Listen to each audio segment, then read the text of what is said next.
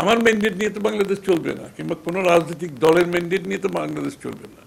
Mandate নিতে হবে বাংলাদেশের জনগণের কাছ থেকে। তার জন্য আপনি নির্বাচনে অংশগ্রহণ করে আপনি সেই ম্যান্ডেট নিতে হবে।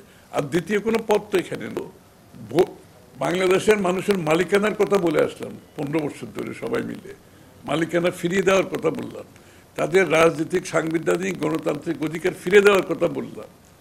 সেটা তো একমাত্র পথ হচ্ছে আপনি জনগণের কাছে গিয়ে, তার মালিকের কাছে গিয়ে আপনি নির্বাচিত হয়ে, আপনি নির্বাচিত সংসদ সরকার সহ মিলে আপনি আপনার সমস্যার সমাধান করবেন মালিকের ম্যান্ডেট নিয়ে। আমার ম্যান্ডেট নিয়ে তো বাংলাদেশ চলবে না, কিংবা কোনো রাজনৈতিক দলের ম্যান্ডেট নিয়ে তো বাংলাদেশ চলবে না। ম্যান্ডেট নিতে হবে বাংলাদেশের জনগণের কাছ থেকে। তার জন্য আপনি নির্বাচনে অংশগ্রহণ করে আপনি সেই ম্যান্ডেট নিতে হবে। আর দ্বিতীয় কোনো পথ তো এখানে না। না, চাপের তো কোনো প্রশ্নই আসছে না। আমরা তো নির্বাচনের দিকে এগিয়ে যাচ্ছি, আমরা তো নির্বাচনী কর্মকাণ্ডে নেমে গেছি। আমাদের প্রতিটি এলাকায় আমাদের নেতা কর্মীরা নির্বাচনী কর্মকাণ্ডে ইতিমধ্যে নেমে গেছে।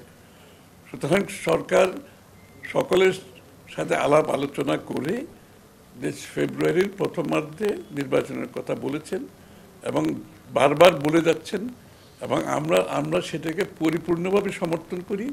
কারণ এই জন্য তো আমরা 16 বছর ধরে লড়েছি একটি সুষ্ঠু, নিরপেক্ষ, গ্রহণযোগ্য নির্বাচনের মাধ্যমে বাংলাদেশে গণতন্ত্র ফিরিয়ে আনবার জন্য এবং গণতান্ত্রিক প্রক্রিয়ার মাধ্যমে বাংলাদেশের মানুষের মালিকানা ফিরিয়ে দেওয়ার জন্য। একটি নির্বাচিত সংসদ সরকার যারা জনগণের কাছে দায়বদ্ধ থাকবে, জবাবদিহি থাকবে, এটার জন্য তো এত লোক এত প্রাণ দিয়েছে, তাই না? আর যত দাবি দেওয়া আপনাকে রাজনৈতিক, গণতান্ত্রিক প্রসেসের মাধ্যমে করতে হবে।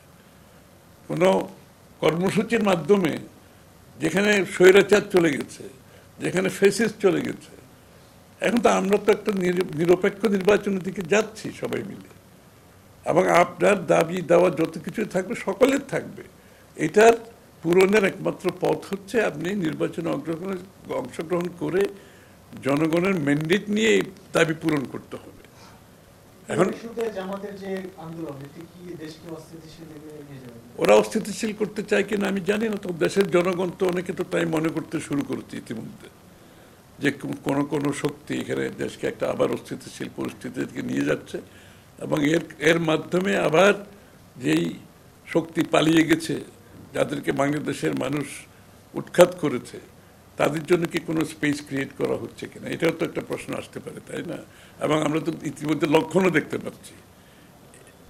একটা জিনিস আমাদের বুঝতে হবে, ঐতিহাসিকভাবে যে সমস্ত দেশ এই সমস্ত বিপ্লবোত্তর সময়ে যত তাড়াতাড়ি নির্বাচনের মাধ্যমে গণতান্ত্রিক প্রক্রিয়ায় ফিরে যেতে পেরেছে সেই দেশগুলো ভালো করছে।